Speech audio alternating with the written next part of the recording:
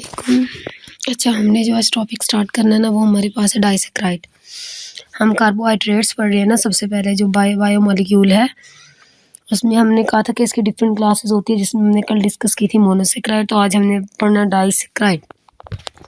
Mono का मतलब होता है एक और सैकराइड का मतलब शुगर के ऐसा सब्सटेंस जिसमें सिंगल शुगर मौजूद है उसको मोनोसैकराइड बोलते हैं। डाइसैकराइड जो है वो दो मोनोसैकराइड से मिलकर बनती हैं, यानी डाई का मतलब दो, सैकराइड शुगर, यानी तो दो मोनोसैकराइड्स के यूनिट आपस में मिलेंगे तो वो क्या बनाएंगे, वो डाइसैकराइड बनाएंगे।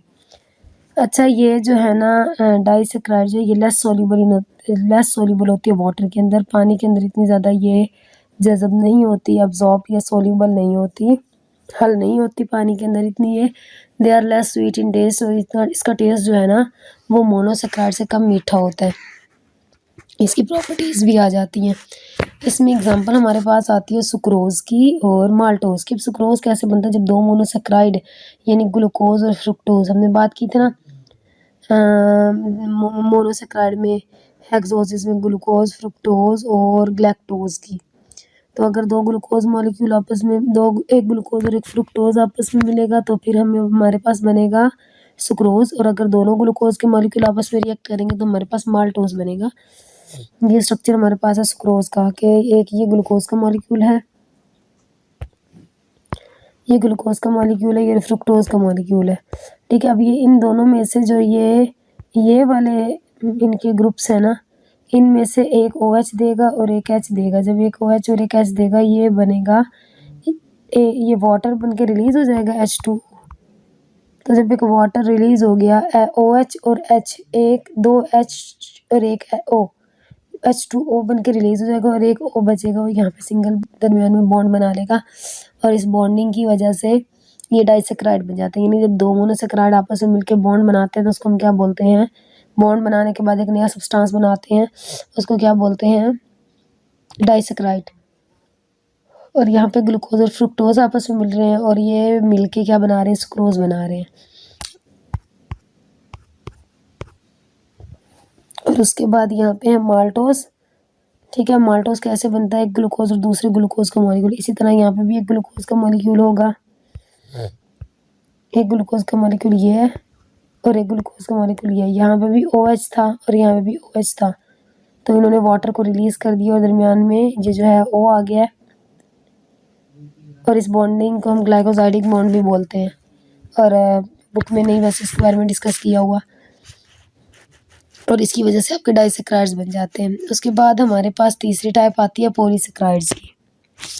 अच्छा, जो डाइसैकराइड्स है ना उसमें बस यही बात है कि डाइसैकराइड्स की थोड़ी प्रॉपर्टीज़ बताई हुई है कि ये दो मोनोसैकराइड से मिलकर बना हुआ है, लेस सोल्यूबल होता है। ठीक है, स्वीट भी इसका टेस्ट जो होता है ना वो स्वीट कम होती है, इसका टेस्ट में मतलब मीठा मीठा कम होता है। अगर हम बात करें इसकी दो एग्जांपल है बस, सुक्रोज और माल्टोज की। सुक्रोज जो है ना वो टेबल शुगर है, ये सुक्रोज टेबल शुगर। जब आप घर में शुगर यूज़ करते हैं ना, ये हमारे पास सुक्रोज है, जैसे टेबल सॉल्ट है ना, तो ये वो वाली शुगर है जिसको हम घर में यूज़ करते हैं, इसको हम टेबल शुगर बोलते हैं।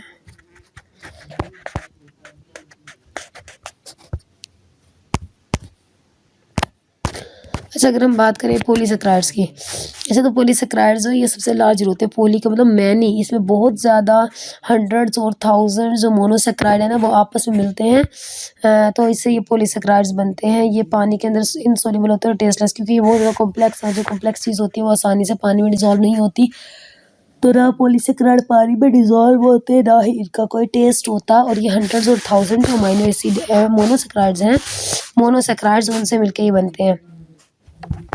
अच्छा, डिफरेंट एग्जांपल्स हैं ये। सबसे पहले हम बात करते हैं स्टार्च की। स्टार्च क्या है, स्टार्च पौधों में मौजूद होती है, ये कार्बोहाइड्रेट, ये उनकी स्टोर फॉर्म ऑफ कार्बोहाइड्रेट है जो पौधों में मौजूद होती है। और ये आप काफ़ी दफ़ा MCQs भी पूछते हैं, द स्टोर पॉलीसैकराइड या store form of food that present in plants, के प्लांट्स में जो फूड स्टोर होती है वो कौन सी होती है, वो स्टार्च होती है।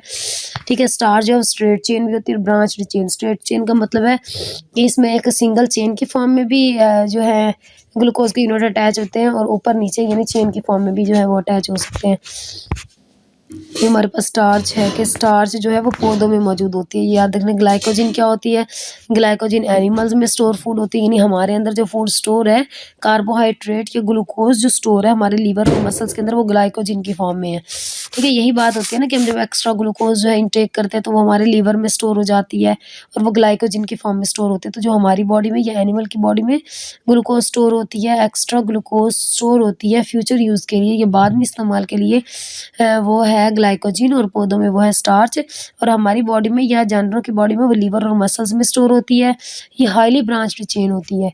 हाईली ब्रांच चेन का मतलब है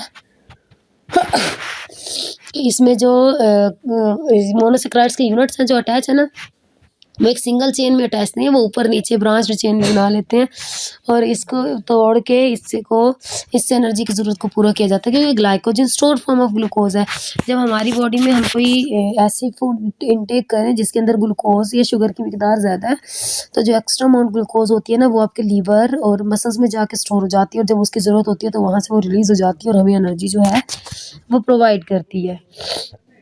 उसके बाद सेल्यूलोज। सेल्यूलोज तो आप लोगों को पता होगा, जब हमने दी सेल वाला चैप्टर पढ़ा था तो उसमें मैंने बताया था कि जो सेल्यूलोज है वो सेल वॉल की में मौजूद होती है, और पौधों की सेल वॉल में, कि पौधों की सेल वॉल किस चीज़ से मिलके बनी है, सेल वॉल सेल्यूलोज से मिलके बनी है। ये भी पॉलीसेक्राइड्स है।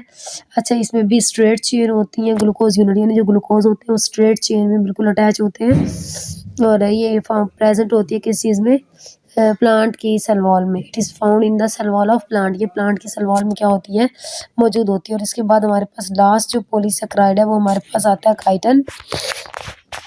काइटिन जो है ये फंजाई की सेल वॉल में मौजूद होता है, और ये बहुत इंपॉर्टेंट एमसीक्यूज है, वो पूछते भी है कि plant cell wall is made up of और fungi cell wall is made up of. तो प्लांट की सेल वॉल किस चीज़ से, सेलुलोज से, और फंजाई की सेल वॉल जो है वो काइटिन से मिलकर बनी होती है। जो काइटिन है ये मॉडिफाइड फॉर्म होती है सेलुलोज की, यानी मॉडिफिकेशन हुई है, थोड़ी चेंजेस आई हुई हैं। ये एक्सोस्केलेटन हम किसको बोलते हैं, वो ढांचा जो ये जिस्म से बाहर मौजूद होता है उसको हम एक्सोस्केलेटन बोलते हैं। हमारी बॉडी में तो हमारा ढांचा बॉडी के अंदर है, लेकिन कुछ ऑर्गेनिज्म ऐसे होते हैं, जैसे अगर हम देखें स्नेल वगैरह को या टर्टल वगैरह को, टोर्टाइस को देखते हैं, जब हम मेंढक उसको क्या कहते हैं, कछुए को, उसका भी स्केलेटन जिस्म से बाहर होता है ना, तो उसको उनको एक्सोस्केलेटन बोलते हैं। अच्छा, इसमें हमारे पास आ जाता है क्रैब्स आ जाते हैं, लॉबस्टर और इंसेक्ट्स वगैरह। ये क्रैब, लॉबस्टर ये सारे इंसेक्ट्स ही हैं। जो ये क्रैब और लॉबस्टर ये तो साहिल समंदर में जो मौजूद होते हैं, इनका भी स्केलेटन होता है जिसम से बाहर मौजूद होता है। और जो काइटिन है वो प्लांट की सेल वॉल नहीं, फंजाई की सेल वॉल के अंदर मौजूद होती है। ठीक है, ये हमारा टॉपिक था पॉलीसेक्राइड्स का। पहले हमने डाइसेक्राइड, ये हमारे पास 3 क्लासेस थी ना कार्बोहाइड्रेट्स की, एक थी मोनोसेक्राइड्स, एक थी डाइसेक्राइड्स, एक थी पॉलीसेक्राइड। ये सारी कंप्लीट हो गई हैं। अब आगे हमने जो नेक्स्ट क्लास में हम इसके सोर्सेज और फंक्शंस के बारे में स्टडी करेंगे।